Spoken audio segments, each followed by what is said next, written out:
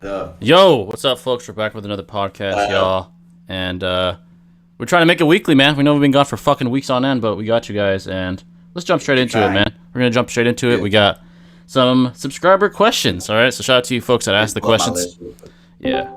I got all the questions on there, so if you want to see them. All right, so this one's interesting. I don't know if John knows about the... Well, you know about Kaguya, Otsutsuki, but... Someone asked. Yeah, Kaguya, yeah. They asked to rank the Otsutsuki, so I'm sure you don't know of the other ones yet that are later on in the Boruto. But I ranked them. This is my opinion. This is not. There's no way to 100% deny nor confirm my ranking of these Otsutsukis. But all right, so number one, I think everyone can agree. Ishiki Otsutsuki is number one. It's kind of implied that there's somewhat of a social hierarchy structure within the Otsutsuki clan. And it seems like Ishiki, Seth made a good point, Seth the programmer, with his new video, that Ishiki is beyond 6 paths. There's an implication that he's 8 paths if you look at his eyes and you look at the Buddhist influences. So he's number one. All right. So number two, in my opinion, would probably Momoshiki Otsutsuki. I think he was one of the higher ranking Otsutsukis. It seemed implied, like he was the leader of... I guess you can kind of argue he was the leader of the three when they landed on Earth. I'm talking about him, Kinshiki, and Urashiki. He seemed like to be like the head honcho when they landed on Earth to face Sasuke and Naruto. So he seems like he's probably below Ishiki as far as ranking and as far as power, so I'd have him at second. At third, I've had Kinshiki, because it's pretty obvious that he is Momoshiki's inferior, and he's his guard, so to speak, and he literally gave his body up like nothing when Momoshiki wanted to fuse against Naruto and Sasuke. Fourth, alright, so this one's debatable. I don't know if people want to debate on this. Urashiki, I'd have Urashiki at fourth, and this is why it's debatable, because he lost to not the best competition. He lost to a fatigued Sasuke who lost half of his chakra because Urashiki used his ability to take it out. He lost to Naruto as a kid. He lost to Jiraiya, and he lost to Boruto. So people could say, "Oh, how is he weaker than Kaguya if he lost to those guys?" I mean, I wouldn't blame you for saying that. So if you want to switch Kaguya and him, that's fine. But I think the linear power scaling progression kind of implies that there's two sides of the coin. So I just have Urashiki at fourth, but at fifth I have Kaguya. But if you want to switch them, go ahead. I wouldn't call you crazy for that. So yeah, fifth I have Kaguya Otsutsuki. She was like one of the first Otsutsuki to land on Earth. She kind of introduced chakra to the human world, and that's how Shinobis came to be. So I have Kaguya at fifth. So at sixth I have Hagoromo. Right, he's the son of Kaguya, as you guys all know. I know John knows that. The Sage of the Six Paths. And the Sage of the Sage of the Six Paths. And the reason he's below her is because he literally stated, "Yes, she's stronger than I am." It took him and his brother Hamura to beat her, so it's implied that they're both weaker than her. So at 7, I guess you can already guess what I said. I already kind of gave it away. I have Hamura at 7, who is the brother of Hagoromo. I guess you can debate who's stronger, but I think Hagoromo's probably stronger. He's the one that got the title of Sage of Six Paths, so I would argue he's probably stronger than his brother. So, yeah, definitely between those two. I remember the brother, yeah. Yeah, the brother. He got controlled by his mother. Yeah, that's right. And then 8 is Ashura, so Hagoromo's son, one of his sons. And then 9 I have Indra, because Ashura beat Indra, right? And that's kind of how it's been throughout the... Oh, yeah, I remember those. Yeah, and that's how it's been throughout the reincarnation state. So Ashura beat Indra. Hashirama beat Madara. Naruto, let's be honest, could have beat Sasuke and probably killed him if he wanted to. So yeah, that's my ranking of the Otsutsuki. The only place that's kind of debatable is Urashika and Kaguya because of the feats. But at the same time, there is a clear... Jay, you missed one. Which one? Tsunade. I didn't put her there because she's kind of... the last movie. Oh, Tsunade, you mean, right? He's kind of obscure, so I don't know where to put him. But if I had to put him somewhere... I put Kaguya both of them. If I had to scale Tsunade, I didn't put him because he's kind of from a movie. But if I had to scale him, I think it's kind of implied. He's around similar ranking as probably Kaguya. I don't know if that's a tough one. I'd probably put him either above. You can debate above or below her. Either one is fine. I don't think I'd put him above Urashiki. I think Urashiki is kind of implied he's a higher ranking than Tsunade. Tsunade seemed kind of like an outcast, low key. So I put him below Urashiki. You can debate which one, Kaguya or Tsunade. But yeah, so that's my ranking. This one, John can chime in because he knows these guys. So 5 Kage Summit Sasuke versus Warrior Arc Tsunade. Who do you think would win that? So the one that fought in the 5 Kage Summit against the Tsunade that fought Madara in the War Arc. Who do you think would win that? That's a tough one. That's pretty interesting. I'll let you give your take first. I definitely have one as well. I think I'm gonna go with 5 Kage Summon Sasuke. 5 Kage Summon Sasuke. So this is my take. This is my take. So I want to hear your take first. Yeah. I'm gonna stick with my pick. So I wanna hear your take first. I'm a power scale pretty. I go pretty in depth here with this analysis. So I said I would argue 5 Kage summon Sasuke highballed. So this is highballed is superior to the 4th Ray Kage, and the reason for that is because he stalemated the 4th Ray Kage after facing several other opponents that are pretty powerful. With the 4th Ray Kage having superior speed and reaction time in comparison to Tsunade, I think we can all agree with that. He has superior speed. Yeah, he was heralded as the fastest shinobi on Earth. But Tsunade does have superior strength. So I think people are going to agree with that. They have relative strength, but I would argue her strength and her striking potency is superior to the 4th Ray Kages. So with that, in the event that Sasuke and Warwick Tsunade were to battle, Tsunade would have a disadvantage as far as speed and reaction time, but would have, I believe, definitely the ability to really, drastically hurt Sasuke in the event that she were able to hit him. But my take is Sasuke, being the strategist that he is, would avoid that and probably cut her in half, similar to Madara did with his Susanoo Flame Control or his Kirin or whatever he wants to use, because he has superior reaction time. So that's my take on it. But I guess, again, there's no way to 100% deny nor confirm that. But I think he has the hacks, the speed advantage, and the overall intelligence to probably take Tsunade out. However, it's not impossible, I think, for Tsunade to kill him if, let's say, in the right context, in the right scenario. If she hits him, especially if his Susanoo's not awakened, he's gonna die. She's gonna kill him. Yeah. Refresh my memory. Did Sasuke have the Susanoo at that time too, or no? Not yet. Yeah, he had it, but you gotta keep this. You gotta keep this in mind. It wasn't complete. Yeah, it really only used the web cage for the most part. Yeah, and keep this in mind. You can easily say Madara's Susanoo is stronger than Sasuke's, easily, and she was able to crack it. So imagine what she would be able to do to Sasuke's Susanoo. She'd shatter that shit and probably break his fucking skull in, to be honest. But that's if she's able to hit him, right? So I believe his speed is superior to hers relative to the Raikage's, and the Raikage's is superior to hers. So transitively, you can imply if A is greater than B, B is greater than C, A is greater than C. So I would say if you were to roll the dice out of 100 times, Sasuke would win most of those, maybe like 80 times, 8 out of 10 times. You can argue that. I would say it wouldn't be easy. It'd be mid to possibly high difficulty. So that's my take on that. And I think the power scaling progression definitely implies that. But Tsunade's not a slush. If she hits him, he's fucking gonna die. Even with the Susanoo, it's gonna break. It's not gonna crack. Yeah, it's gonna she break. could definitely pack a punch. Like, Jesus Christ. And keep in mind, her strength was powerful enough to crack it. Raikage cracked it from the other side, but he needed Onuki's help, like where he kind of takes away gravity to give you a boost in acceleration. She was able to do that by herself, so that shows how fucking strong she hits. So if she does hit him, it's gonna fucking kill Sasuke for sure. But all right, so that's that. I think that one was kind of not too hard to scale. That'd be a good fight, though. That'd be a really good fight, though. That's definitely how many episodes that would last, though? Probably a few, until Sasuke cuts her in half. I'm just kidding. But all right, this one. I mean, you probably have your take on this too, John. The War Art Gaara, so the one that fought against Madara, versus the same Sasuke, 5 Kage Summit Sasuke. So, who do you think wins that? So the Gaara that fought. What was that one? The War Art Gaara. So the Gaara that fought like his dad in the War Arc, who fought Madara against the same Sasuke we just talked about, the one that fought in the 5 Kage Summit Sasuke in the 5 Kage Summit. Who do you think would win that one? Well, Gaara at that point, he didn't have his. He still had his sand powers, but he didn't have his Jinchuriki, yeah. So I think he's at a disadvantage there. And I'm honestly, for that one, I'll go with Sasuke on that one, because just due to the fact he didn't. I mean, Gaara is still like strong. He's still strong, of course, yeah. He doesn't have his Jinchuriki like powers to help him out. Yeah. But I'll go with Sasuke. And yes, I have the same pick, but to explain it further, I say it's as simple as this. Gaara simply does not have the adequate destructive power and or reaction speed to even compete with Sasuke. So he doesn't have Raikage's speed or Tsunade's destructive power. He has the sand. It's going to be kind of slippery and tricky to get him. That sand is helpful, though. Yeah. One thing he can do, he can just keep pulling Sasuke out of his Susanoo. That is true. But that's in the event one-on-one with Sasuke only focused on him and not focused on the Raikage like he was. It's going to be harder for him to pull him out because he is superior in speed and reaction time. Darian, what battlefield would that be in for that? If it's in a set, the best. Yeah, like it depends. You Yeah. Here's the it thing. depends. Here's the thing. Scenarios matter. So let's say they're in the fucking desert, right? That's gonna give Gaara a fucking advantage for sure. Advantage. Huge Yeah, yeah. advantage. Okay, if it's But- in the desert, Yeah. if it's in the desert, I'll give it to Gaara But- because he's yeah. got a huge advantage on that one. But let's But say anywhere they're else, I'll give it to Sasuke. yeah. Even in the desert, I think Sasuke's superior reaction time would overwhelm Gaara. He's just much quicker, and it's easily implied by his feats against the Raikage.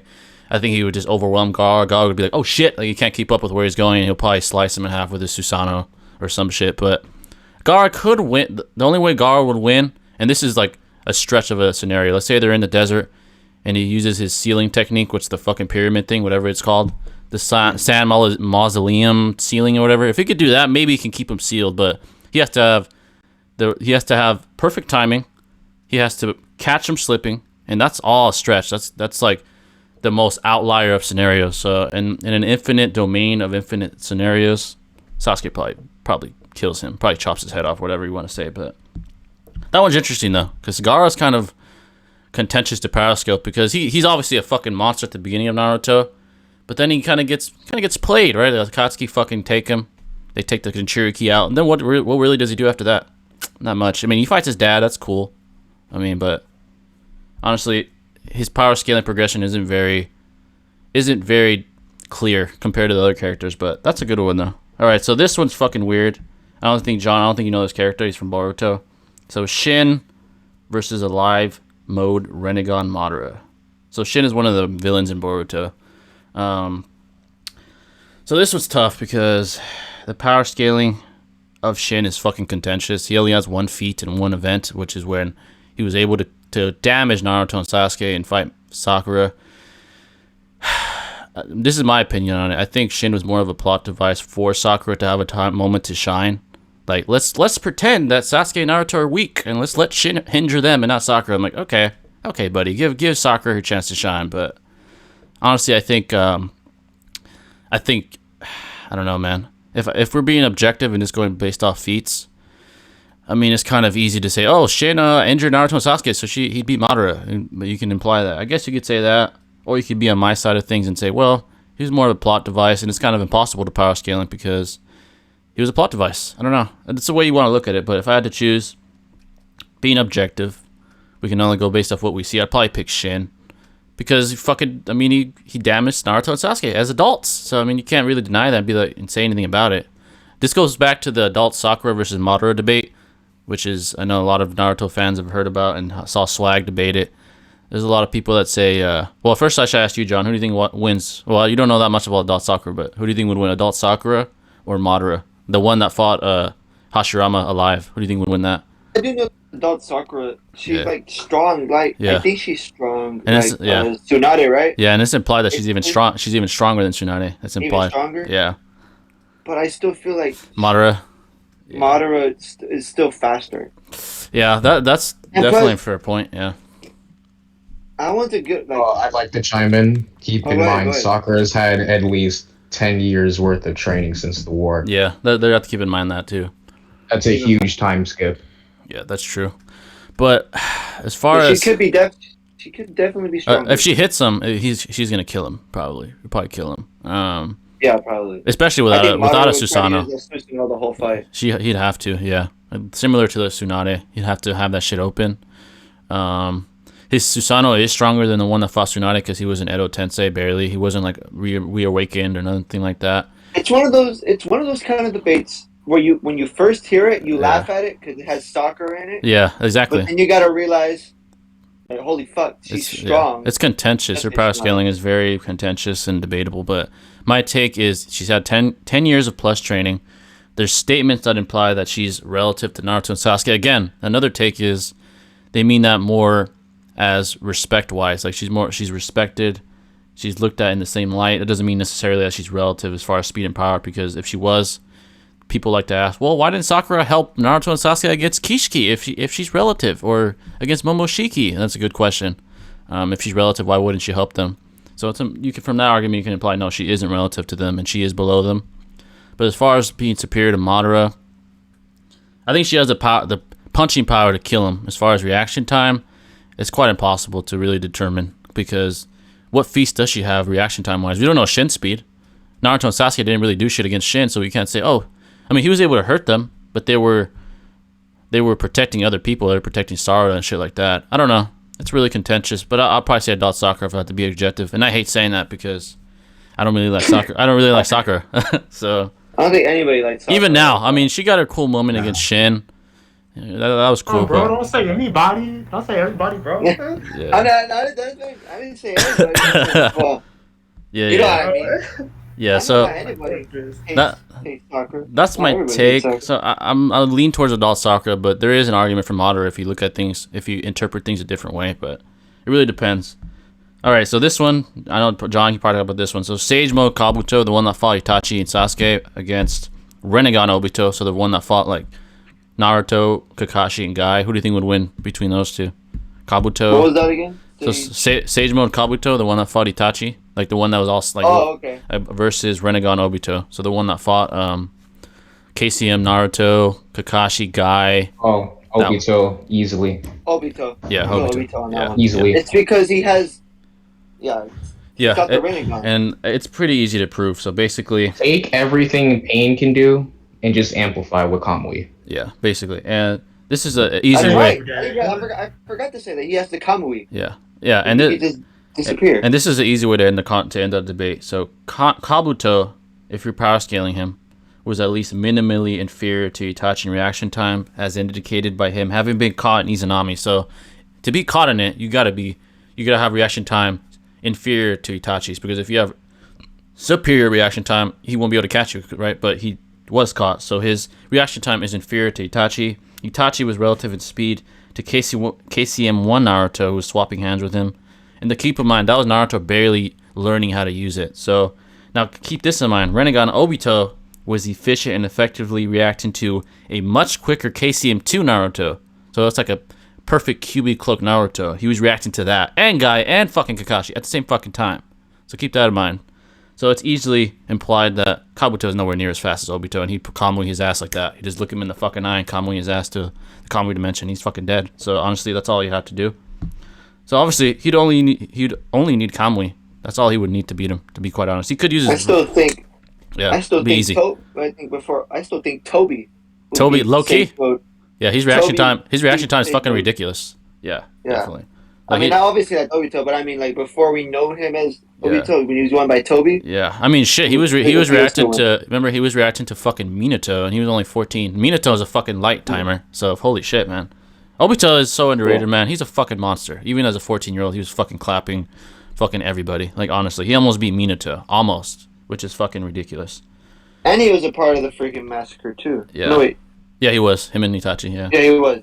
All right, so Wildcat, you could probably even chime in this. This is Dragon Ball related now. So this is harder. I am knowledgeable on it, but I'm still learning. But still, I did my research enough. So Yamcha from the Android arc. So that's specific version of him versus Mecha Frieza. Who do you think would win? Well, when you say Android arc, what do you mean by during the time of the One androids? from the 3-year time skip. Yeah, like when all the remember when all the androids like Android 18, 17. Yeah, I know that, but like I was Wow. So that version of Yamcha versus Mecha Yamcha Frieza. is still, I mean, don't get me wrong, Yamcha, I think if you follow Dragon Ball, he was actually better in that show. But when he went to definitely. Z, like, he never like He was really, ass. Yeah, I know. Yeah. He just here's the thing. Yamcha, like when he fought the Saiyans the first time, like I think he would have had potentially gotten better and actually fought Vegeta, maybe Nappa, but he died he just died by suicide. And that's what I'm saying. He's such a bitch. I'm sorry. He's such a bitch. I know. Bro, like the fucking Cyberman fucking just killed him. I'm like, what the fuck? He was fodder back then. But to give an objective take, this is my objective take, and this is a contentious and debatable, but the androids, if you remember, mistaken Yamcha for Goku at first. Right, yeah. So they're like, "Oh, we found Son Goku." So from that, you can imply that this is a stretch, but you can imply this. Dr. Jiro probably had a relative power scaling of Goku, because the androids wouldn't be able to determine, oh, that's Goku, without being programmed to look for a certain power Goku's scale. DNA before he went to Namek. Yeah, that's true. Yeah, so And he had Frieza's too, I think. So from that, you can imply. That's why he didn't know about Super Saiyan. Yeah, so from that, you can imply that Yamcha is possibly Goku Saiyan arc level, Maybe if you make a fucking stretch, he's Saiyan arc. I mean, he's the one that fought Frieza Saiyan arc level. That's a stretch. That's a fucking stretch. I mean, that's debatable. But if you go off based off of that, I still think that wouldn't be enough to beat Mecha Frieza, because Mecha Frieza stated that he's stronger than he ever was. So it's debatable, man. But I think Mecha Frieza probably still wins. I know some people hearing this like, oh, Yamcha's fucking fodder. But if you go based off like the statements and the power scaling progression, you could make an argument. But I'm leaning towards Mecha Frieza. I think Mecha Frieza is stronger. Yeah, I think he is. Even when he died by Goku and he went to space, I still think they rebuilt him. I just did hate that design they gave him though. That was ass. Yeah, it was ass. That was so ass. He looked like shit. He looked like shit. Yamcha, even when like he got, because he was still training with Krillin, Tien, Chatsu, and whatnot. He was getting, he was still building off the train, but he never like really got out of, he tried. I remember there was a scene in Dragon Ball Z where he went to the zero gravity chamber. Yeah. He tried to, copy Vegeta because Vegeta was taking. I just wish. This is what I wish. I wish there was more on Yamcha training, because then you could imply, oh, he did get a lot stronger. But there's not enough, in my opinion, to imply he got stronger. He kind of just gave up on fighting, because once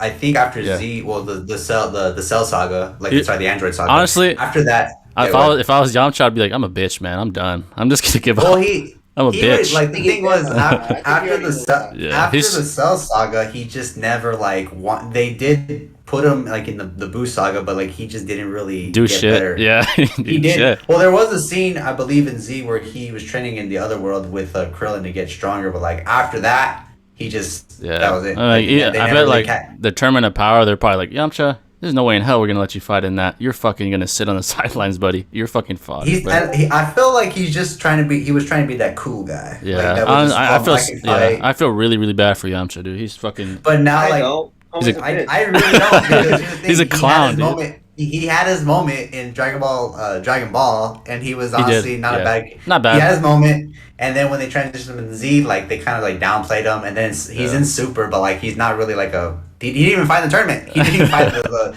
like, bro. Well, he couldn't fight the tournament. What was he gonna do? He gets ass slapped. He gets slapped out. Wasn't he get clapped like in 5 seconds? But wasn't Tien in the tournament or no? I think it's implied. He's stronger. He's stronger. Yeah. Well, Tien, he's naturally stronger. Plus, those two are like, I would say Tien's a little bit stronger than Yamcha. He is stronger. But all right. Mecha Frieza, you can agree that like Mecha Frieza, no matter he's probably stronger. Probably stronger. He was still stronger, so I'm just gonna have to go with Mecha Frieza. I agree. Yeah. I think Tien is more of the like smarter fighter than Yamcha is. Oh yeah, and he has more. He has more hacks abilities. He had the thing about Yamcha too is like he actually had like he did the Kamehameha? I think he did it one time if I'm not mistaken. I'm not sure. Not super. Maybe. I can't remember. But all right, so that one was interesting. I just feel bad for Yamcha, but this one, both of you guys can talk about this one. Broly from the new movie versus Mastered Ultra Instinct Goku. Who would win that? That's fucking tough, man. It's tough. When you say Broly, we talking from the new movie. Broly. Fuck, and that's tough because Ultra Instinct Goku has. You said Goku, right? Master Ultra Instinct Goku, yeah. Versus Broly. Doesn't that still have Doesn't the Ultra Instinct still have like a time limit? That is true, but so does Gogeta. I think you would have put Z, the Broly from Z would actually be better. I think the Broly from Z. The one because you gotta realize. Here's the thing: no matter from the first movie, he's way weaker than the new one. Well, in that one, but the problem is they made him more like villainous and like ruthless. He's got Black Air Force activity, my friend. That's true. That's true. But as far as power, that's one thing I will say. Like, bro, and when they did the remake, they kind of gave him like a better story. But like when he did Z, they made him more of like a villain. Like he's ruthless, but. Well, I'm gonna have to go ahead and master instinct. Yeah, tried to give him more character in the new. That's the thing to give him more character. Yeah, that's true. In the movies, Broly's only said to be like God Destruction level. Yeah. This is my take on it. This is my take. So, I just wish Toriyama would have never stopped power scaling levels. This would be so much easier. But he fucking stopped. He stopped? Yeah, I think he stopped a long time ago, like around Super Saiyan 3. This would be easy. I'd be like, this means this, so this equals that. But it's not that. We gotta kind of like. It's so boring after a while, though. Yeah. We gotta kind of I still love Dragon Ball. He has like 1,000 higher power levels. I love Dragon Ball. Yeah, we gotta deduce numerical analysis now. We can't just go off we can't go off data books or nothing. But this is my take on it. This is my take. This is not 100% confirmed or denied, but the Vegeta. Will it destroy a planet? Yes. Any version of those Destroy a guys. planet? Yes. They're destroying. Yeah. They're destroying universes. But this is my take on it. This is a take that I kind of came up with just looking at Dragon Ball in retrospect. So I think not only do power levels increase power, but I think over a linear amount of time, those single forms that Vegeta and Goku have get more powerful over time. So ask yourself this: is Super Saiyan base? Oh no, is base Goku the one that fought the one from the Saiyan arc as strong as base Goku from the Broly movie? Absolutely not. So that indicates that over time they just get stronger. So on top of their multipliers from their new forms, they get stronger over time just from training. So I would say this: Vegeta and Goku in the Broly movie are stronger than the Vegeta and Goku in the Tournament of Power. So their Super Saiyan Blue forms are stronger than the Super Saiyan Blues in the Tournament of Power, indicating that the exponential boost in power is probably even greater in comparison to Master Ultra Instinct Goku. Now, here's the thing about Ultra Instinct: there is no solid absolute value to determine how much stronger he gets. That's the tough part. So that's the tough part for me. There's no nothing to go based off of. Maybe this is an argument I have. I don't know if anyone agrees with this, but so Super Saiyan Blue, right, is Super Saiyan of gods, right? That's what Super Saiyan Blue is. That's Super Saiyan God, basically. So this is my take. Yeah, Super Saiyan God. This is a hot. I don't call it Super Saiyan Blue. This is a hot take. So I don't know if anyone wants to call me out, but I'm gonna say this. Sure. This is a hot take. Ultra Instinct is Super Saiyan 2. All right, Super Saiyan 2 of the gods. Master Ultra Instinct is Super Saiyan 3. That's my take on it. So I'm gonna go based off those multipliers. Those are the multipliers I'm going based Super off. Saiyan. So you just said That's Super a pretty Saiyan Blue. good analogy. Super Yeah, I Saiyan think Blue. that's how Super it Saiyan works. God is. So yeah, it's Super Saiyan God is like base Goku, right? So Super Saiyan Goku is equivalent to Super Saiyan Blue Goku in the once he gets God Ki, and then Ultra Instinct would be Super Saiyan 2 Goku. That's equivalent as far as forms. And once you have God Ki, and then Master Ultra Instinct. That's not really Not a bad hot analogy. take. And there's no way to prove. And there's no way to prove it. By the way, there is no way to prove it. So I'm not saying I'm right, but going off those multipliers. I think it's not big enough of a multiplier to say, oh, this is stronger than Gogeta in fucking Broly in the Broly movie, because you got to keep in mind not only is a multiplier greater when Gogeta forms, those respective versions of Vegeta and Goku are stronger than the fucking Goku and Vegeta in the Tournament of Power. So I would say Gogeta is stronger than Master Ultra Instinct Goku. So I would say this about Goku versus Broly. I would say I don't think he. This is tough, man. I don't think he beats Broly. I don't think he beats him. I know on. But then it's because Master Ultra Instinct still has like a time, not like a time limit. Yeah. Yeah. And It's hard to control. It's gotta be like what, 30 minutes, like the same as the fusion. And keep in mind, the Tournament of Power in real time was only 48 minutes. Keep that in mind. Goddamn. Yeah, it was only 48 minutes. Okay. Gogeta's time limit was 30 minutes. So from that, Master Ultra Instinct's time limit is fucking short. Just keep in mind how fast did Goku get out of Master Ultra Instinct? It was like that. It was like an episode or two. So I would imply it's only maybe a couple minutes. 2 minutes at most. Yeah. So because the way they're fighting in Dragon Ball, they're fast. They're fighting faster than the speed of light. They're so fast. So I would say this. Shit. If Master Ultra Instinct were to fight Broly, he might have the upper hand at first, but I think Broly would overtake his power level and then he's fucked. I think that's my opinion. There's no way to prove it, but based off the multipliers of Super Saiyan Blue, Super Saiyan 2, Super Saiyan 3, I think Broly would overtake him, probably beat him. I don't think he's as strong as Gogeta, honestly.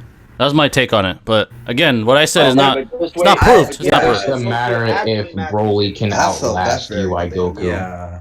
Because remember, Jiren was the same thing. Like Jiren was like, I wouldn't say he's equivalent to but Broly. I could be way off. The multipliers could be way I off. think That's my Jiren's take. stronger than Broly, but Some people think Jiren stronger than Broly. Yeah, some people think Jiren. Some people say Jiren is stronger than Broly. Jiren is fast though. He's really fast. Yeah. But that statement for like Broly is like he's like God of Destruction level, and Jiren's blatantly shown to be like stronger than a God of Destruction. yeah, that's correct as well. Oh, yeah. Universe, not Beerus. People See. don't understand. There was another underrated character from that series from Super. I know I'm getting a little off topic here, but I really like Hit. I like His Hit. is a stud. Yeah, Stud. Yeah, I I like love it. Hit. It was cool. I just feel like they just waiting to use him for maybe Super. I haven't read the manga, but they're probably gonna use him again because He had a pretty cool Nah, story. he He's a never fucking used it hitman. again. he killed Goku. He's the John Wick of Dragon Ball. Pretty much, yeah. Yeah. He's cool with He it. had all his sequels already. Shoot, he ain't coming back. I like to see a little series about him. To be honest, Yeah. I feel like they should explain I more wish into we the story. had an arc about just Universe 6 in general. Especially this Honestly, man. like the Saiyans and all that. There is a I sta- want them to bring back Raditz. I think there was a statement. I think there was back. there was a statement by Goku where he says this guy might be stronger than Jiren. I think there was. I might be mistaken, but I'm pretty sure in the movie he said, "Oh, this guy might be stronger than fucking Jiren." So that could imply that he is stronger than Jiren. But again, there's no way to prove that or deny that. But I'm leaning towards Broly winning. That's if we're talking about Goku from the Tournament of Power. Yeah. If we're talking about Goku now, if Annie reaches Master Ultra Instinct, probably Goku. Maybe. Even then, it's Manga Goku destroys, bro. Oh, manga, yeah, for Oh sure. yeah, in the manga, of course. Yeah. For sure, Yeah. yeah, definitely. He just way powerful than he is now. All right, so now we get into something I want to talk about. This is my topic: Baryon Mode and power scaling. All right, so I watched Seth's new video, and I liked his take on nuclear fusion and how he could connect that to power scaling. So basically, he talked about how much 1 gram of nuclear fusion, like how much it is as far as energy output, and it was 48 billion joules, something like that. That's how much more powerful a gram becomes after nuclear fusion. So my take on it, if you've seen the video, you probably already know my reaction, but I said, obviously Naruto's bigger than 1 gram, right? Obviously. So when he gets into Baryon So like we're mode... talking about weed. We're talking about weed. Yeah, 1 so- gram. That was like a science question. So if we take that into account, Naruto is exponentially times larger than 1 gram, meaning his jump in power is exponentially times greater than 48 billion. So keep that in mind. Just try to think of a number exponentially times bigger than 48 billion. And that's my take on how much more powerful Naruto is after Baryon Mode. That's a hot take, but that means he's fucking 6 quintillion tons stronger. I don't know. I don't even know the number of 48 exponent. I don't even know 48 billion to the That just second. sounds like a lot. Yeah, It just so sounds like a lot. I probably couldn't write that number. I said this before. I probably can't write that big ass number on 100 pieces of paper. That's how big that fucking number is. But so basically, I'm saying Baryon Mode is by far the strongest power up in Naruto history. Way bigger than 8 Gates. Way bigger. It's not even fucking close. If you're interpreting it the way I am, it's the biggest jump I've ever fucking seen in my fucking life. So Naruto by far is the strongest shinobi of all fucking time in Baryon Mode. It's not even close. Not even close. I mean, he took down what is the top dog in the Otsutsuki. So think about that. Ishiki was the top dog. He was the king of the throne. With ease. He fucking whipped his ass. He whipped his fucking ass. And keep this in mind. Ishiki whipped the shit out of Naruto and Sasuke before that. He was clapping their cheeks. They were about to die. They're about to get clapped, and then he awakens this and whips his ass like that. So Wait, what's his name again? who, Ishiki? It's No, the guy you're talking about. Baryon Mode, Naruto, and Ishiki. Ishiki, it's IS. Oh, okay. Yeah. But from that, I have to say, man, that's one of the best, most powerful boosts in power I've ever seen. I think in any anime. If you go off based off my numbers, which aren't 100%, it's fucking ridiculous, man. Like that multiplier, it's one of the biggest multipliers ever. Like holy shit. But some people, so this is another topic I have now. This is moving on from that. So the hypocrisy, this is what I call these type of anime fans. The hypocrisy of recruit level anime fans and power scaling, all right? So I debate a lot of people, all right? So there's people that have emotional biases, right? I'm sure if you guys swallow Sweat Kage, for you guys watching this recording of the live or whatever, you guys saw the picture he posted of him shitting on this panel where Hashirama is fucking up Momoshiki, which is fucking ridiculous. They really think Hashirama would beat Momoshiki. That's What the hell? What? if you really believe that, you have I haven't seen it. yeah. What's this video? That's big Oh, cap. let me That's see it. big cap. That's a big cap, and if you believe that, Oh, Yeah. that's my I guess. I call these people recruit level anime fans, dude. So when you're debating anime, Damn. you can't debate from an emotional standpoint, because if I was emotional, I'd fucking say Itachi's the strongest ever, because he's my favorite character. That's fucking cap. He's not. So you can't go from an emotional standpoint. In debate in general, I'm going to talk about this more later on in the podcast, but this is a little snippet of what I'm going to say. When you debate anything, objective truth always triumphs subjective truth. So when you're debating somebody, you got to eliminate your emotions, eliminate petty things. You got to stay objective. I guarantee you, if you stay objective and you do your research, you're going to win most of your debates. It's not about being intelligent. It's about staying objective, honestly, and debating. So keep that in mind. I just had to say that because there's a lot of dumbasses that believe that bullshit. And they believe a lot of things. Like fucking... I don't want to go into it, but they believe a lot of bullshit. And yeah, I just had to say that for you guys that really believe that. And I argued with a lot of people, so all you guys are fucking idiots. I'm sorry. But you're all idiots. I'm sorry, Call but... him out. Let him know. All right, last topic, and John can talk about this because you've seen Death Note. The idea of justice within Death Note. So I reacted to a video called "Was L Evil All Along?" So think about this. So shout out to Seth the programmer for this video. It was very fucking interesting. This is my take. L, right? L's the good guy in Death Note, right? And he's taking down Kira, the bad guy. But keep in mind, he's willing. So the first thing he does, right? I know John knows this. Is he puts a decoy on TV knowing that Kira is going to kill him. Yeah, so I remember that part. Yeah, that indicates that was pretty smart. I'm not gonna lie. And while that was smart morally, you could argue it is not righteous because he know damn well that Kira was going to kill that innocent bystander just to get one up on Kira. So is it really more? Yeah, when you actually think about it, it was kind of messed up. Yeah, was he morally righteous in that act? That's the question. So was he truly seeking justice, or was he just trying to one up Kira in a cat and mouse game? He sacrificed someone to accomplish his goal. Right. Yeah. I think he one upped him in that part. Yeah. I mean, but the guy that they used, he was a prisoner. True. But like then again, it's still human life. Morally wrong. Yeah. It's still human wrong. life. It's still wrong. Yeah, you really have to do it. And the idea of justice is, and this is what I believe. But I feel like L had to do it just to try to see. Okay, right. Even knows my name. Yeah, He doesn't know what I look like. That's definitely another viewpoint. But L, I think Nier said at the end of Death Note, he said, "What is morally righteous? If God were to tell me what it was, I'd still question him." So the idea is justice is not objective. There is universal subjective truths of justice, like the Ten Commandments, right? Don't kill, don't steal, don't cheat. Yeah. Those are not even those are objective. Now I'm not saying killing's right or anything. That's not what I'm saying. I'm saying that justice is unless it's self-defense. Yeah. Unless he deserved it. Yeah. Or they deserved it. So justice is subjective. So we take justice as objective, which is a crazy thing. We go to a court of law. We assume it to be the judge is not objective. Keep that in mind. The jury is not objective. You're being sentenced based off subjective truths and moral rights, moral values of juries and judges. So I guess the question is, do you think L was evil? Like, or was he truly morally righteous? That's the question. I think I wouldn't say he was evil. I just feel like he was playing the game with what's his name? With light. With light, yeah. Light. Yeah. So my take is this. It was just a game of chess the whole series. Yeah. So here's a beautiful thing the author did. He wrote it so well that we never thought about morally right. We didn't think of moral righteousness or ethicalness. All we thought of was an amazing cat and mouse game that this writer wrote out, which is fucking amazing. And then he pops the question at the very end with Nier. And Seth said this. He said it beautifully. He said, when Nier gave that quote about morally righteousness, he wasn't only talking to L. So Nier wasn't only talking to L. I think it was conversely the author talking to us, asking us, what's moral righteousness? Was L morally righteous? Was Light morally righteous? Was Nier morally righteous?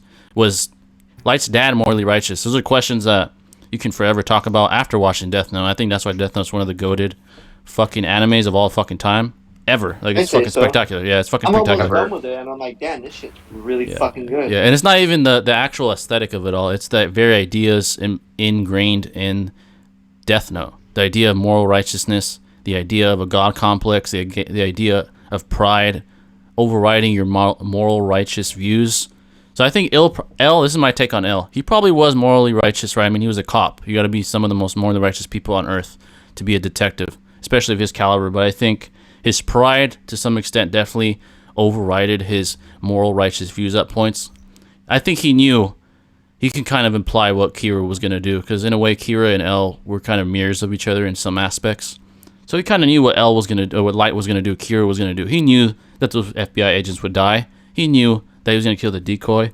he knew that he was gonna keep killing, but he was willing to do that to win the game of cat and mouse because it was his pride. So this is my answer to fucking L was evil. He wasn't as evil as Light. So I have the same perspective as the author. The author said L was really Light was really evil, but L was kind of evil too. That's my take on it. So rewatch Death Note. Not as evil as Light. But yeah, not evil as Light. Yeah. So because he did use some human life. Yeah, so Light was evil, right? But L was evil too. Not as evil as Light, but he was evil. So that's my take on it. So I definitely want to rewatch Death Note and really pick apart the fucking choices that fucking L took as far as morality. I think that author dude is goated, man. He's a true genius for sure. But yeah, that's my take. One of those series. Yeah, one of those series you want to look back at just to be like, damn. That's fucking. It's a good show to pick apart. It's definitely a good show to pick apart. It's one of the best I've ever seen, like for sure. But that's my take on that. So now, fight fans. Wait. I got. You want more? I just got one more anime related. All right. I've been seeing it all over my Twitter page. Yeah, we need to pick this apart. But you know the new God of War game coming out soon in December. Right. I think you already know where I'm going with this. A lot of people are debating this. Kratos versus Goku. Oh Who God. would win in a fight? Oh God. 1-on-1. Who would win in a fight? This is my take. This is my take on it. Yeah. Wash them. Go ahead. I want to know what y'all think because I've been debating it all day. Yeah. I've been trying to figure it out, but it's a good topic for me because I'm a huge fan of both, especially God of War. I love the game. This is my take. I don't know much about God of War, but I know Kratos is incredibly strong. But since I don't know a lot about him, I'm going with Goku for now. Yeah, like this is my take. If I know more about Kratos, I'd probably argue him. Yeah. This is my take on it, and I definitely, first of all, Kratos. Let's say that, but this is what the problem is with Goku. There's a lot of emotionally biased, stands of Goku that wank him to the fucking absolute. Too many. Yeah, the absolute levels of just ridiculous amounts of power. But this is the true objective truth on his power scaling. Now, I would say he's borderline, maybe multiverser, maybe. Kratos is doing things that goes beyond like 4D, 5D. He's like shattering. He's inside omniversal areas. Still say Goku's the rhymes. Universal. Yeah, that's fair. So Kratos, dude, he's beating gods. First of all, let's just keep that in perspective on a regular basis. And he's doing things that are beyond universal easily. I mean, he's like, some of the things he's done threatens the very structure of the omniverse within God of War. That's how strong he fucking is. And basically humanity too. And humanity, like all realms, he can shake them with some of his feats. Think about it. When he killed the entire Greek god mythology, he basically the whole fucking city of like Greece. I forgot what it was. I think it was Greece. Olympia. Was it Olympia? Yeah.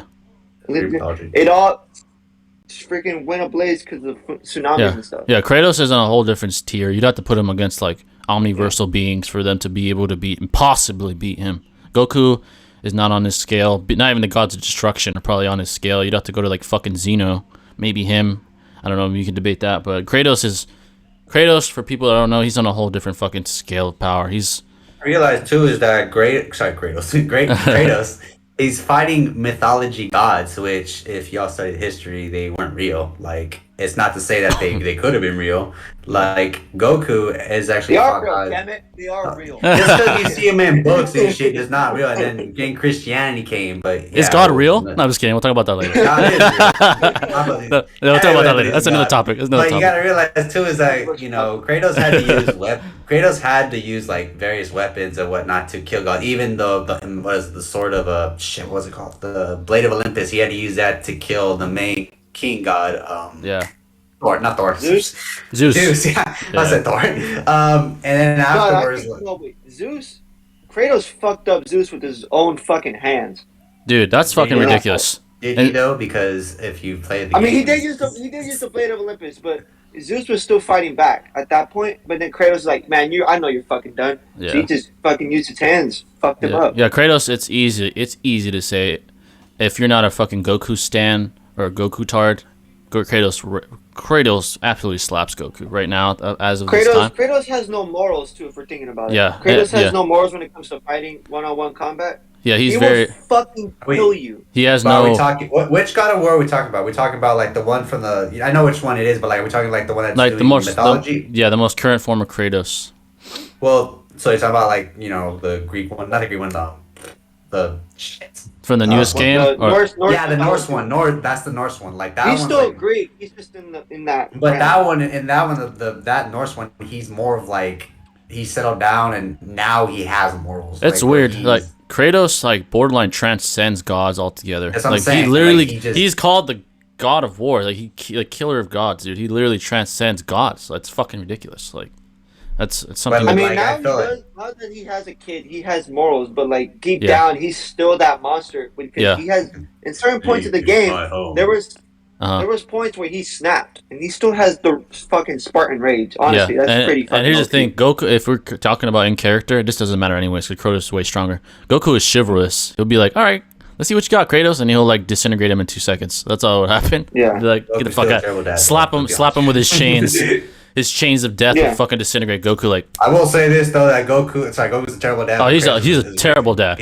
But Kratos is a great father. Yeah, let's be honest. Gohan's real dad is Piccolo. Let's be honest. Facts. Yeah, it's always been that. It's always been that, bro. It has not changed. It's not changed since like if I had the opportunity to see that fight, I would just because the names alone, I would fucking want to see it. It would end really quick. It would end really quickly. He even wanted his suit when he fought Cell. Like he wanted his drip. He didn't want Goku. He wanted Piccolo drip. Yeah, he's like fuck. Piccolo got drip though. To be real, he does. He does. Those shoes though, I got those shoes. Those shoes, they gotta go. They're like freaking carrots. They're clown shoes, bro. I've been seeing it. I've been seeing that debate all over my Twitter page. That's a stupid ass debate. That's kind of dumb, person. I think only recruit level anime fans / comic book fans. Like if there was maybe like it's been all over my feed, so I had to ask him. Like that's not even debatable. Whoever debated that, bro, fuck that guy's an idiot. It's probably because the new movie for Dragon Ball Super is coming out. That's probably next year, and the new game for God of War is coming out this year exclusively on PS5. Hopefully, I get that soon. By the way, I'm definitely getting that shit. Yeah, that's why. You got that one.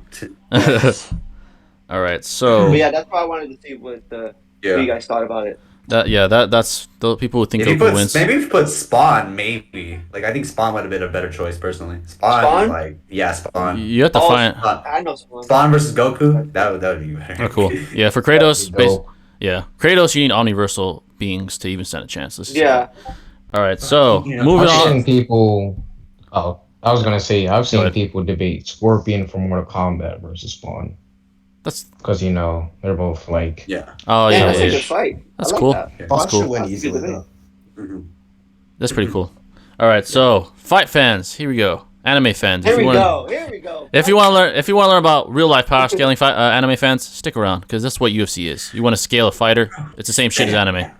All right, so you want to learn scale? You want to learn scales? You go look at the power rankings. Go to the pound for pound rankings. That's power scaling for you. All right, but UFC. All right, so these are more broad topics I decided to talk about. So our opinion on the top UFC goats now. So now after Usman's reign, Valentina's reign, Nunes' reign, Jones, all those guys. Who do we think are the top 10 of all time now with our updated rankings? So we did it a long time ago, but now it's been quite some time. Yeah. 10 all time. All time, yeah. Top 10 fighters. It can be female included. It doesn't have to be male. Okay. Female. I want to make, because for that kind of list, I feel like I want to make a separate list for the women. I mean, we could do that too if you want. That's fine. Yeah. Because I feel like if I put them at the lower, then I'm gonna get disrespected at some point. Because honestly, the women fighters deserve their own spot. True. Of their own. Yeah, that's true. They paved the way. Honestly, I think for the women, obviously, freaking Nunes. Yeah. Nunes is number 1. Valentina Shevchenko is number 2. Shevchenko. For being real here, they've had dominant title reigns. The most honestly, dominant. I would put probably hot take here. I'll probably put Ronda Rousey at number 3. That's fair. Because she did put women's fighting on the map. On the map. Yeah, she was pretty, and she was pretty dominant too. Yeah, she was pretty dominant. I'd say Rose number 4. She's up there now. She is 2-time champ. Number 4. Yeah. Zhang Wei Li number 5 for me. Number 5. Zhang Wei Li number 5. She's on the come up. That's fair. That's fair. In her short UFC career. She's been a killer. She's fucking been great. Yeah, she's a killer. What's the name that she fought? Not the one that she lost to. What's her name? Jessica? Andrade? Jessica. Yeah, she fucked her up. No, not Andrade. Josik? I gotta look up her name. Shevchenko? Oh, Joanna. No. Joanna. Joanna. Don't J-check. Yeah. Her, That was amazing. Her at number 6. Number 6? Yeah. Holly Holm number 7. Uh-huh. I would have put her higher, but after like her knockout on Ronda Rousey, sort of fell off a little bit. She fell off for sure. What's her name? What's Ronda Rousey's rival that she didn't hate? Misha Tate is Misha Tate. Right? Yeah, he still got Misha Cyborg. Tate, number 8. Cyborg number 9, because she got fucking clapped. Nunes clapped her cheeks. Yeah. Nunes fucking basically exposed her in a way. Yeah. No, Cyborg is good. And I think number 10 I have what did I put at 10? I just put Andrade. Andrade, that's fair. Because she's pretty fine. You gotta have that's for me. Yeah. Obviously for the men, I'm gonna put John Jones number 1. For sure. That's my guy. Not even close. Wife beater. Not even close. Wife beater. Hold on. Go ahead. Let me finish my list. Say all the shit you want. His crimes are irrelevant to his fighting ability. So. Wife beater. Number 2, no, it's irrelevant. I put Anderson Silva. Number 2, I put Anderson Silva. Yeah. Okay. I think that's fair. Or maybe a 1A, 1B. 1A, 1B. That's fair. Number 3, I'd put George St. Pierre. Yeah. Okay. Yeah. He definitely deserves to be up there. Fuck. Maybe number 4. This is tough. Number 4. Let's see who else is up there. Mighty Mouse, Stipe. Who else is up there? I'm trying to think right now. Connor's not going up there. He's not top 5, okay? Nah, Connor's last place, bro. He's gonna be last. If anything, Connor. I was gonna say number 10. Connor's number 10. Okay. Connor's number 10. Yeah, that's fair. All right. Connor's So number 10 I'll give my lists. All right. So yeah, go ahead and give your list. Give your list first. My fucking brain's drawing a blank. Hold on, my dog's barking. All right. So I guess I'll do a female one too. All right. So number 1, Amanda Nunes for sure. Number 2, obviously. Number 2, Valentina Shevchenko. All right. Yes. Number 3. This is a tough one to really put. I'm not gonna put Cyborg at 3rd because she wasn't in the UFC long enough. So I'm gonna How long was she in there for? Speaking of that, like only a couple years, and then she got clapped by Nunes and left. That's pretty quick. So not her. Who would I put at 3rd? Joanna. I think she had the longest reign ever at strawweight as of now, unless Zhang or Rose beats her. So Joanna right now. Then Ronda because she did have a dominant reign during her time before she got clapped. And then I'd have twice. Yeah, probably Cyborg then Cyborg. Then Cyborg at 5th. That's fair. Yeah, and then Rose. I think Rose because she's a 2-time champ now. 2-time champ for sure. I mean, the reason why I put Rose up high for me, I'm sorry to interrupt, but I feel like I put Rose a little higher is because she's been on a hot streak recently. It's true. And she did get Zhang Weili pretty good in the face in the freaking kick. She has spectacular finishes. Yeah, she beat Zhang and Rose. I mean, Zhang and Joanna, which is fucking ridiculous. That's why I put her up there. Yeah, and then probably Misha Tate. Misha Tate would be 7th. Who else is up there that I'm missing? Holly Holm. Holly Holm is a legend, no doubt. This is a fighter we don't really hear about anymore, but Kat Zingano. Probably 9th. Okay, Yeah. She if you guys forget, she beat Nunes back in the day. She beat Amanda Nunes. She beat her down. Yeah. And then 10th would probably be, what other women are out there that are killing it? Trying to think of all the legends from back in the day. I'll just throw Jessica Andrade, whatever. I can't think of another one. Okay, so males. John Jones easily number 1. It's not even close. Let's be honest. Okay, yeah, there you go. I'll finish my list. I'll finish my list when you guys. Yeah, he's a woman beater, but he's a UFC fighter ass beater too because he kicks that ass. So John Jones, and beats on UFC fighters. Keep that in mind. And beat girls. There is no proof. Doesn't make it right. He beat girls, so he beat his wife. There is no white. Again, just like the drug thing, there is no proof of that. So you can go ahead and keep. Yeah, the hotel said they saw blood coming from her mouth. It's good you're not a lawyer. It's good you're not a jury. It's good. Explain the blood. It's good. You're not a Look judge now. because judges can't. Explain the blood. The hotel has. She did explain it. She explained it from her own mouth. Okay, what up? Okay, She said she was who dry. gave it to her? John Jones. You don't get dry mouth Keep from going. other people. Okay, keep No. going. I'll stop saying No. that. Just keep going. That's why you're not a judge because speculation doesn't work in the court of law. So Well, it John doesn't matter. Jones, it does matter. It does matter. It It's does on matter. the police report. It does. The police Yes, report it- says that her white And her it was blo- on the bed sheets and it was on the door frame. So come on. No yeah, matter what, from her lip. I don't care. You can put them all you want. From her lip. The guy's still white glitter. No, there is no proof of that. No. Yes, he Innocent is. until proven guilty. There is no guys proven defend guilty. him. No, innocent He's proven guilty. guilty. No. He is guilty. There, That man is guilty. there is no proof that she's He is guilty. guilty. No, there is not. No, he's not. He's guilty. Has a court of If he law? goes to court, well, she's probably not because she probably wants to. Stay Exactly, with because him, it didn't happen. That's why. All right, Yes, so John it Jones. did. You guys are no, it fucking didn't. blind. No, not You're blind, bro. blind. The fact that you support him after what he did, it's on you. So whatever. Ask But- the wife. Ask the wife. The John wife, Jones. dude, she's scared of him, and I would be too. She's what 250? How much does he weigh now? Like 275, whatever. It'd be easy to get rid of him. She literally just has to say, "Yeah, he hit me." That's all she has to She do. probably will. She probably will. Don't get me No, wrong. she I does. wouldn't She's be not. surprised. She's She's not. gonna end up leaving him. No, she's Keep not. going. She would have left him already. That's not correct. She's gonna probably do it. I'm No, telling you. why would It's she gonna change her happen. mind now? Why would she change her mind now? Because she's probably fucking scared of him. No, And the only reason why no. she's staying with them is because the kids, personally. No.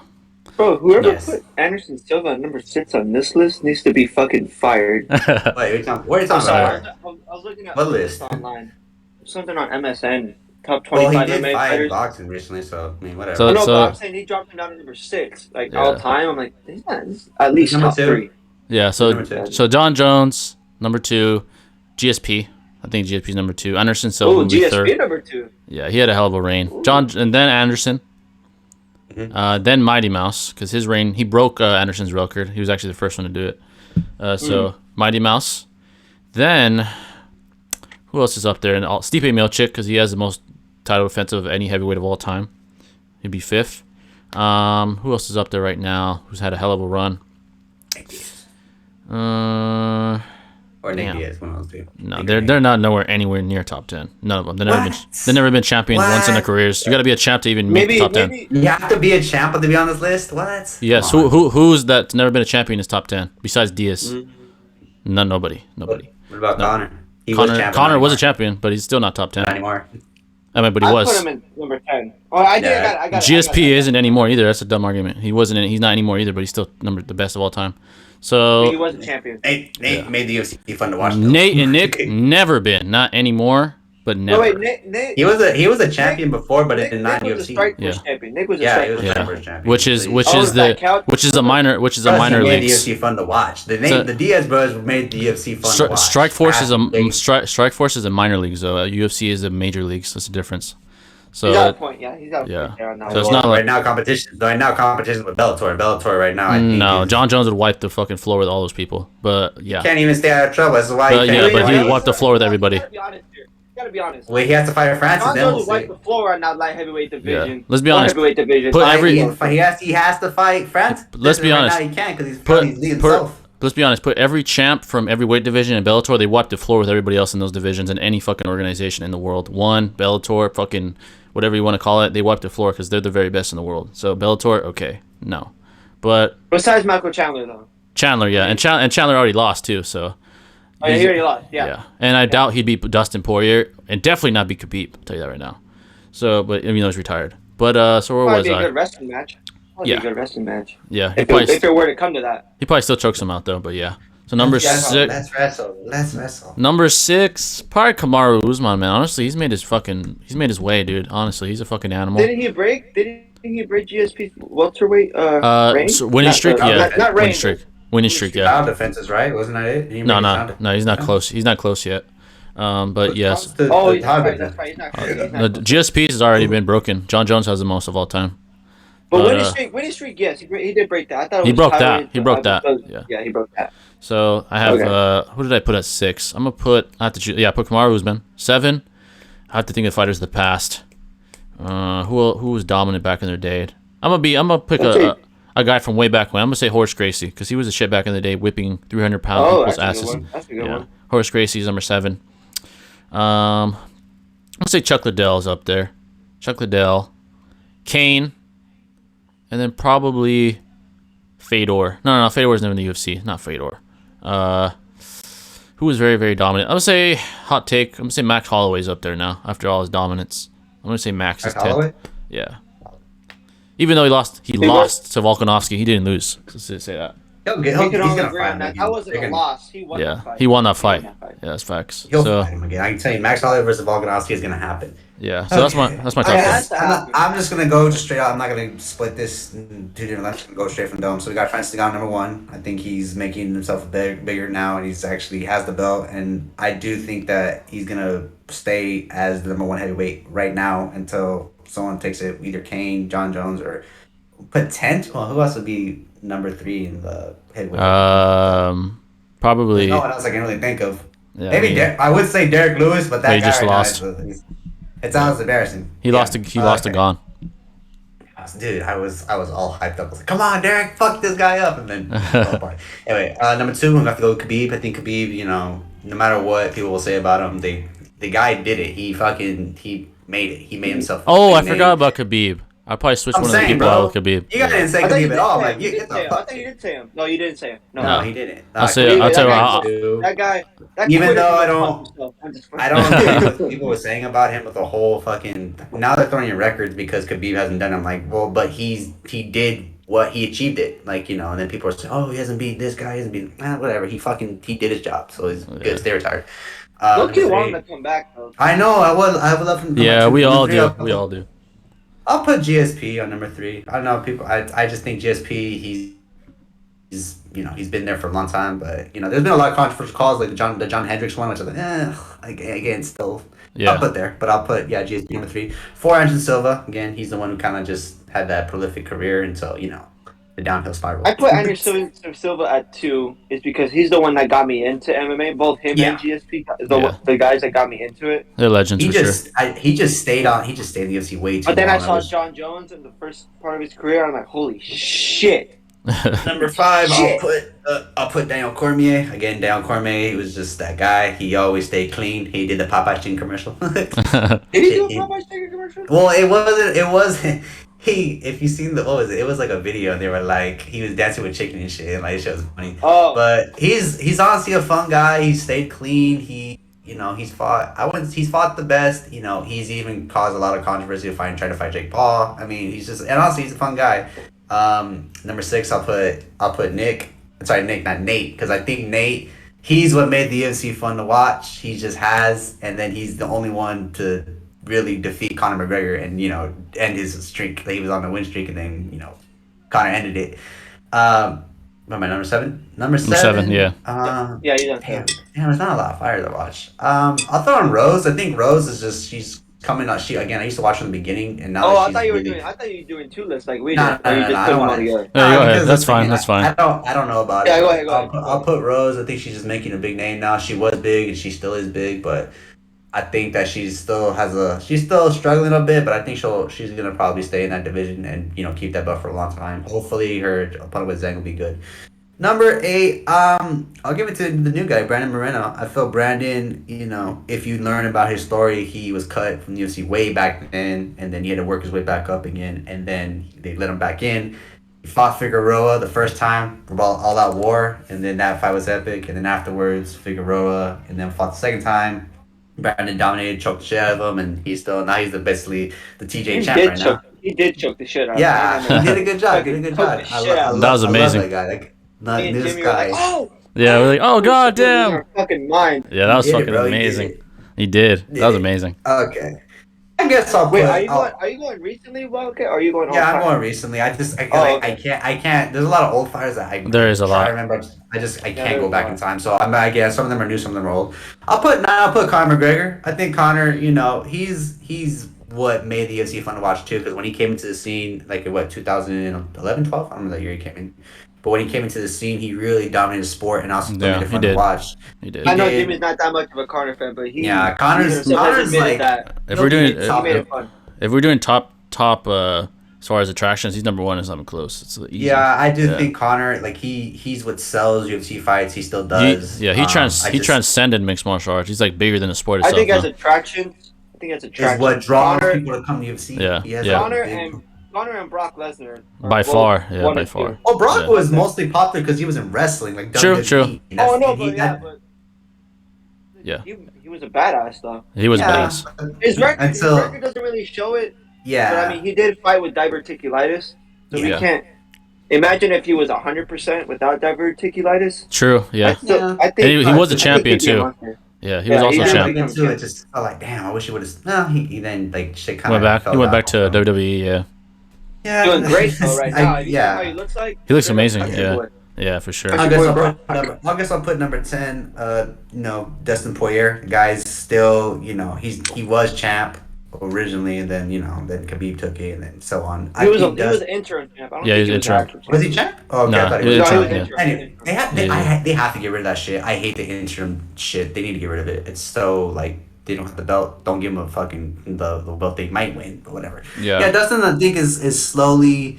He was another guy that I felt he came into the game and he kind of just dominated the sport as well. He fought Conor the first time he lost, but then he slowly got better and better. If he beats Oliveira, he's gonna be. Yeah, if he beats Oliveira, gets that belt, I think he's gonna do it. And One of the all-time greats. One thing I want to say about Dustin is that definitely he'll become a top 10 all time. Oh Yeah. yeah. He definitely will be, but right now he's not for me. Not yet, because not he quite, hasn't not won quite. the belt yet. He's Yeah. not- he hasn't won He'll the belt come yet. back. He's still gonna come. If but he beats Oh, yeah, Oliveira, if he beats Oliveira, yeah, he is. Yeah. I'll put, and just to change, I'll put Usman on too in the beginning as number 10 because in the beginning I didn't take him seriously because I saw him on the Ultimate Oh Fighter. yeah. I think he was okay, but Yeah, then he's evolved a lot. When he finally came and actually did better, took on Colby Covington, I think it's put him in the Masvidal. spot, like, okay, yeah, he's gonna. He's an I animal. think in this position, he'll stay. I hope that he does. Well, he's gonna fight Colby Covington, but then afterwards. Yeah, Potentially we have to watch that fight. We'll see about Yeah, that we'll one, see. man. I'll let you know about that. But anyway, yeah, that's kind of what I have. But Yeah. All right. So that's our top 10s updated, Oh, folks. yeah, I So- didn't finish. Oh yeah, you didn't finish. Go ahead. So number 10, I'm gonna go from bottom to top. Yeah. Number 10, Conor McGregor. Connor. Okay. Number 9, Chuck Liddell. Chuck's up there for sure. Number 8, I'm gonna go with Kamaru Usman Kamaru Usman. because he's been having a great reign with the belt. Yeah. Where am I at right now? Seven. Seven now. I'm on 7. 7. Number 7, I'm gonna put. Fuck, this is hard. Number 7, I'm gonna put. It's a lot of fighters. I know there's a lot. Okay, now we have 10 down to 8 down. I'm gonna go from. What did I say? John Jones, Anderson Silva, George St. Pierre. 4. Honestly, for 4, I'm gonna put Khabib Nurmagomedov. Oh yeah, Khabib's for sure. It hurts me to say that. But he's hey, undefeated. just spread his fan, bro. Fuck him. He's undefeated. Just spend my family, my religion. I can't deny that. How about this shit? Yeah, he's the greatest wrestler Number ever. 4, Khabib Nurmagomedov. Let's wrestle. Number 5. Let me see. Why did you block 5. Fuck, this is hard, man. This is really hard. Number 5, I'm gonna put Daniel Cormier. It's fair. If I would put Daniel Cormier Yeah. because he's one of the best heavyweights. Ever He for wasn't sure. really What is my video? one of the best heavyweights. I think honestly better than Stipe, but he got old. He was old. Oh, that's fair. That's fair. Yeah, Stipe kind of was just taking over, and then You could argue a young Daniel would beat Stipe. Yeah. And then number That's 6. That's wrestling. What I have a number? I'm at number 6 now, right? Yeah, 6. Number 6, I would put Stipe Miocic. Yeah. That's Number six, definitely one of the Stipe. best. Yeah, no, And then number you 7. need to get a rematch clause, bro. That's Yeah. bullshit. Whatever. Yeah, definitely. I think Francis said no, right? Francis said No, to it's that. like Dana doesn't want to give him the rematch because he's. Maybe he's And old. I have Ah, there's a reason why. I do think it has to do with his age, which I think and the damage he took. Yeah. Yeah, I think Dana wants to play it safe and help save his career, But again, bro, like that's not fair. You're gonna give fucking what's his name a rematch, Francis Ngannou, but you're not gonna get him. I will agree that I think Stipe deserves a rematch with him. At least the third. I agree. One, but I agree. whatever. And then I'm at Uh, number 7 right now. 7. That's all I Yeah. need is a 7. And then Uh-huh, number yeah, 7, and I have Max Holloway. That's fair. Yeah. Yeah. He All better right. fucking win against Rodriguez coming I know. out. At least running like So next I month. have John Jones, Anderson Silva, GSP, Khabib, Daniel Cormier, Yeah. Daniel Cormier, Stipe Miocic, Max Holloway. Number 8, Kamaru Usman. 9, Chuck Liddell, and 10, And then Conor Conor. McGregor. Yeah, those are. I think we always get some pretty solid lists. Yeah. All right. So next up, let's skip this one because we already talked about it last week. Let's go to the next one. Khabib versus GSP Prime. Who would win in their primes if they were to fight? In their prime? In their primes. Yeah, George St. Pierre versus Khabib. Jimmy, I know you're a Khabib guy. I know you always have been, and you always will be. But I'm sorry, I'm gonna go with GSP in his prime. GSP in his prime was something else to watch. He was something else. He could wrestle like Khabib. But he could also strike. Yeah, he's can good strike on the feet. Very good. Yeah, he's really good on the feet too. Yeah. Oh, who do you think Wildcat will win? I got Khabib personally. No offense to GSP. I just feel like Khabib's wrestling is really, really the best. Is the best. I do think GSP. You know, there have been fights where I'm like, eh. Yeah. There's times where I'm like, I think he could have ended it early. Yeah, and Khabib, here's my Wait. Okay, this is my take. All right, so anime fans, you want to hear this one? All right, so similar to fucking anime. All right, so as time goes on, it's implied that characters get stronger. It's the same thing in fighting. As time goes on within the sport, fighters on average get better and better. So this is my take on it. Khabib, in our era, I think we can all agree, is the greatest wrestler we've ever fucking seen in our fucking lives. And as far as UFC, in our era, yeah, ever. I'm gonna say not just our era, but ever. And I'm not talking about wrestlers like outside the sport. Obviously, Olympic wrestlers are probably better than him. But I mean, like within mixed martial arts. He probably is the greatest wrestler we've ever seen. He probably can wrestle on an Olympic level legitly. Now, GSP, here's the difference. He's more well-rounded than Khabib for sure. He definitely is a better striker. There's no question. He's a better striker. His boxing is actually really, really good. If GSP catches him with the strike, Khabib's really going to go for the wrestle. But right. I think GSP is still really good at wrestling. I feel like he has the better defensive skills to handle it. GSP, I mean, so does Khabib, though. Don't get me wrong. But like you say, GSP was more well-rounded. Yeah, he's definitely more well-rounded. There's no question about that. Khabib is probably the better wrestler, but if they were in the event that they were to fight, I think it would start out probably GSP would avoid takedowns at all costs. He'd probably like itch a sprawl. For you guys don't know what sprawling is, it's when you defend the takedown and you like bring your hips down, all your weight down so they can't take you down. So GSP would be practicing that every fucking day fighting camp to make sure Khabib can't take him down. And maybe Khabib in his prime would be able to, because think about Khabib's competition. Poirier, Justin Gaethje, Barboza. Khabib is strong too, though. Very strong, yeah. So the question is, do we think any of those fighters are better than GSP? The only one that possibly could be better is Dustin. But here's the thing, GSP has more size. GSP could win. I think it's a possibility, but I think if it does get to in the event it does get to the ground, I think he'd be overwhelmed by Khabib and his pacing. But if he's able to like negate most of the takedowns, he probably would win. I think off points, like he'd be able to ward off the takedowns and like just pick them apart standing. I'm gonna lean towards Khabib, but I think GSP could definitely win. I think if it's in the if he can. I tell you what, if this fight happens, if the fight happens, or if in their prime, if it's. I think when they fight at a catch weight, at a catch weight, right? That's probably what would happen. Yeah. At a catch weight, 5 rounds. I think GSP wins it by split decision. That would be definitely. It's probably definitely realistic. It has to be split. If they fight, it probably will go to decision. I agree. I agree. Unless fucking Khabib puts him in that triangle choke, but like Here's the thing. Here's the thing with good submissions too. Don't get it twisted. GSP has a great submission. Yeah, here's the thing with GSP. He was able. This is one thing he was really good at. His game plans were like the best. He was the best game planner I think ever. He has one of the best coaches ever. I forgot his name exactly, but he was able. So the fight that I referenced to was BJ Penn, because BJ Penn, they actually did calculations. He was the fastest fighter that GSP ever faced as far as like explosion, like from point A to point B. Those fights are great too. And BJ Penn was faster than GSP. GSP admitted, he's like, yeah, he's faster than me. I had to game plan around that. So I forgot what his game plan was, but he won the fight. First of all, he beat BJ Penn, as we all know. He was able to negate the reaction time. So I don't think Khabib's as fast as BJ Penn. So I'm gonna say, I think GSP, and this is a stretch. There's no way to confirm it, but he might be able to stop the takedown. He might be able to, if he's able to sprawl and come up with the perfect game plan as possible. It's going to be really fucking hard because he's probably going to be the best wrestler that he's ever faced, but I think it's a possibility. If anyone can beat Khabib, it'd be someone like GSP, like someone that's that intelligent, that athletic, that explosive. Probably him.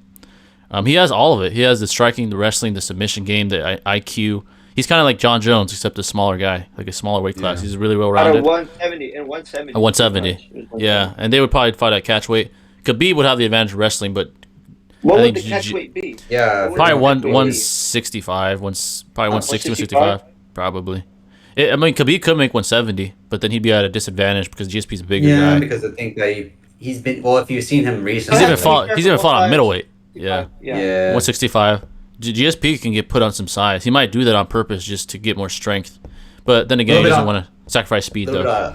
I was a little bit off topic. Did you guys see you guys didn't see the Pablo Costa fight, did you? Oh, yeah. Dude, that shit was, I fucking hated that fight because one, like, Costa was at 205. You know what's sad? I think ever since Israel sunned him, he's never been the same. Like, he broke him. He sunned both of those motherfuckers. He sunned both of them, though. Well, at least Vittori was professional. Yeah, sorry. Yeah, he took it. I mean, afterwards, he just didn't fucking hate him. But, like, I don't know if he was Costa... He wasn't professional. Yeah, the middle fingers was not professional. Yeah, but I will say though, it wasn't good of Costa to be overweight. 20 pounds, dude. That's a whole fucking weight class. He needs to stay in that. Now he needs to go to the light heavyweight. That's what Dana said. Dana said he's a lightweight now. I'm not gonna do that shit. I think it's really good, but I don't know. He's gonna get fucked up on light heavyweight. It didn't matter, bro. I was so disappointed in Costa that fight. I was like, bro, I'm disappointed in you. I think Israel broke him in ways that will never be fixed. I'm not, because I feel like he should have lost to Yoel Romero. Low-key, yeah. I thought he lost I thought he lost that fight. Yeah, but it was close.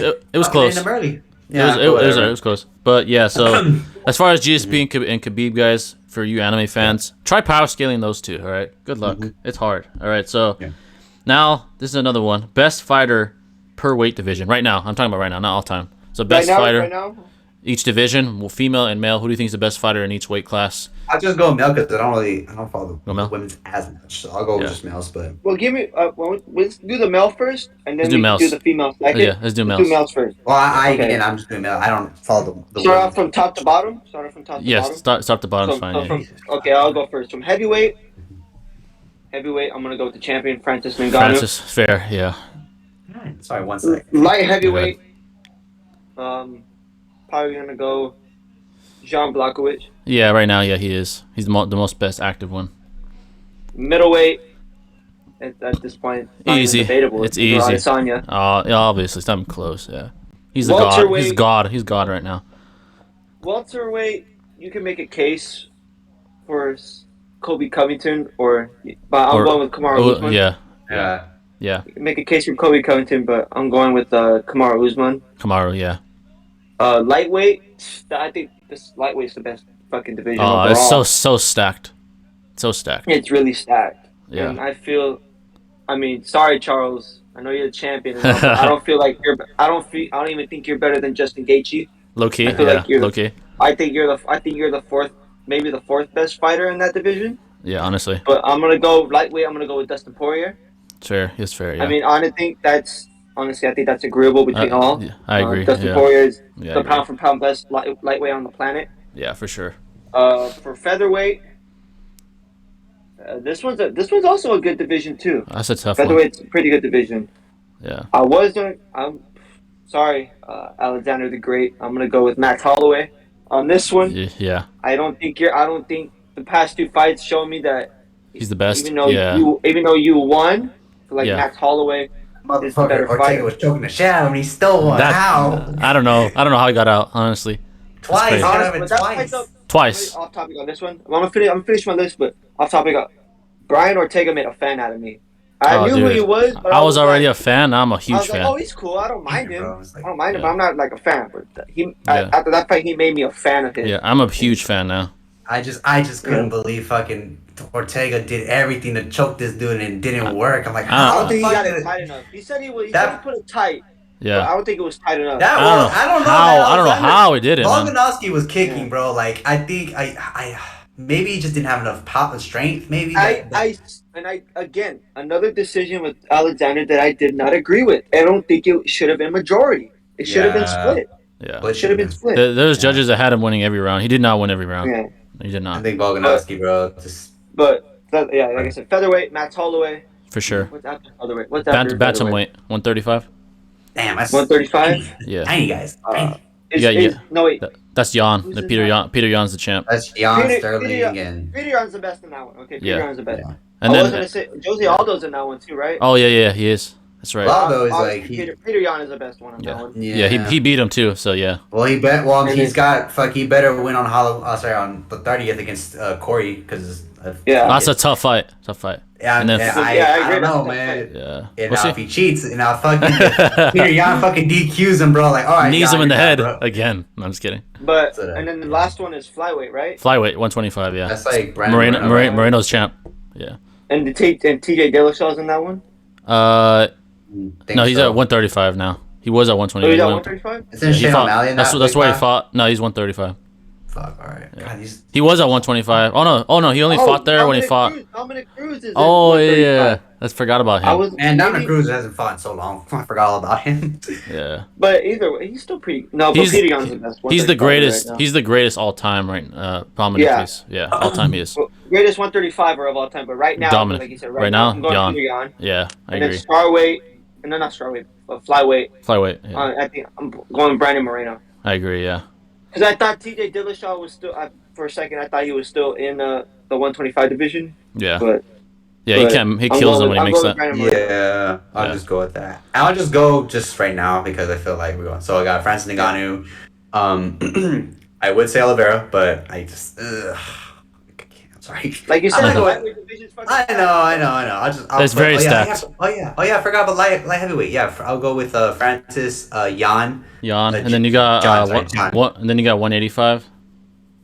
That's Izzy. I like Izzy. And then- Izzy's like I think yeah. he's still a good fighter, bro. Yeah. No matter I what mean, people say. but that middleweight division, though, it's like not even debatable at this point. It's not. He slapped Yeah. everybody. Like, he sunned the whole fucking division. Yeah, they're But all Jan, his children. Jan told him, bro, unless you gotta fight three They're- people in this division to want to fight me. So like, that's fair. I think it's fair. 'Cause I think, that is very fair. Yeah. because I think, look, Yeah. when Izzy Not, win, maybe that not does- three. Maybe not three. Two, Maybe I maybe think- two. If it could be I two. think- If it could be two. But the problem is Izzy's like he just jumped the gun and went into it. Like, He did. He no should have fuck- put. He was. Yeah. Can Israel He was Adesanya not ready, fight bro. Walker? Like Jan just fucking dragged him, bro. I'm like, fuck, he didn't kill him, Yeah. but like he's like all that. He fucking weight. he just manhandled him. Yeah, because he's much That's what I'm bigger. saying, bro. All that weight Look, is not look, good for look. him. Yeah. Look, can Israel Adesanya beat Johnny Walker? Absolutely. Yeah, I think he can. With skill by skill. Yeah, Yeah, with skill, for I sure. think, yeah. For sure. But Johnny Walker, Absolutely. isn't Johnny Walker on a losing streak right now? John is just a big fucking dude, but yeah, he's better than him. Yeah, I'll But go he's with- like one of those guys that, for some reason, Dana puts through to get to the title. Oh yeah, You gotta he's like go a through he's like him if a you want a shot. he's like a gatekeeper. Yeah, for sure. I'll go with Max Holloway. I think he's still in that weight class. He's still pretty Featherweight? dope. Yeah, Featherweight I still get. and Yeah, I'll 170. give him that. Usma's still like Yeah. people. I would put Kobe, but like I think Usma's proved himself worthy to stay in that weight class and have that Yeah. belt around his wrist. And then 150? what's in the 155? Fuck. I wouldn't put Khabib, but Khabib's not fighting no more. Yeah, you got Dustin, Oliveira. I mean, Chandler, Dustin, I feel he's the champ. I think if he didn't fucking lose to Connor, to fucking Khabib, I think I would keep him that. Yeah, I'll put Dustin that part. And then Now- 135. The problem is I don't follow that weight. That 135, I Yeah, don't you got follow Peter it. Yan, O'Malley, Dillashaw, Sanhagen. The problem with that division is like, bro, like they're so. I don't It's a- follow that weight class. It's I a don't. it's a I- mess. It's a mess down there. that's I'm what just saying, looking bro. forward to the day O'Malley fucking fights. And wins a fights champion. ranked I guess I'll put Yeah. I'll put O'Malley in that weight class because even though he's not the champ right now, I feel like he's slowly he's still making his dominating. come Yeah. up. Yeah, he's still Yeah. coming up. Yeah. Yeah. And then last one, 125. Brandon Moreno and Yeah. you know what? Yeah, I'm gonna go with Brandon Moreno. I think Brandon Moreno. I love the kid. He's he made his he told everyone he was gonna get the belt and did it, and Yeah. I'm proud of him, bro. I think he's. Alright. I think Hey. if he fucking does not lose to Figueroa, I think. I don't think he does. he'll- Yeah, Yeah. people are Definition saying. of the comeback. He's a definition of the comeback. Now if he Yeah. loses, But bro, he got like cut. all that fucking celebration. He's amazing. Cut from the UFC. He got cut from the UFC. Yeah. He didn't start off so good in the UFC. They cut him, They cut him. and then they He was signed him from- I back. think it was like what And now 3-3. he's fucking on fire. Yeah, that's right. He came. Yeah, well, he was pretty bad if you watch his Yeah. old fights. He All was, right, like, so- Oh yeah. yeah, My go. list. Let's do it quick so we can get to it. Because anime fans, I'm gonna give you guys some tips on how to debate, but that's gonna be at the end. So I'm gonna get through this list very quickly. Heavyweights. All right, this is a hot take. John's not there yet, but John Jones. All right, best heavyweight in the world. I'm sorry. right now. I'm sorry, John Jones. Look. I didn't want to put him there I because he's not fighting yet. Yeah. You know what? He's not fighting, so whatever. He's beating But Francis. He's gonna be He will fighting. never soon, be so that Francis, counts. my guy. Never. If he can beat Daniel Cormier, He will if never he can knock out, We're good When I Francis. get more money, I'm down to put some money on that. I'm putting putting money. money on Francis if John I'll Jones put money on get, Jones, bro. How much you if he want? fights. What if John Jones Who- is fighting wait, him? wait, Bro, who- he retires. who's stronger physically, Daniel in his prime or Francis Ngannou? Daniel Cormier is stronger. Yeah, He's stronger. I think because So- and John he struggled with that. and Like, John in the beginning Jones of- John Jones out wrestled him. So imagine what he'd do to Francis. Let's just keep that in mind.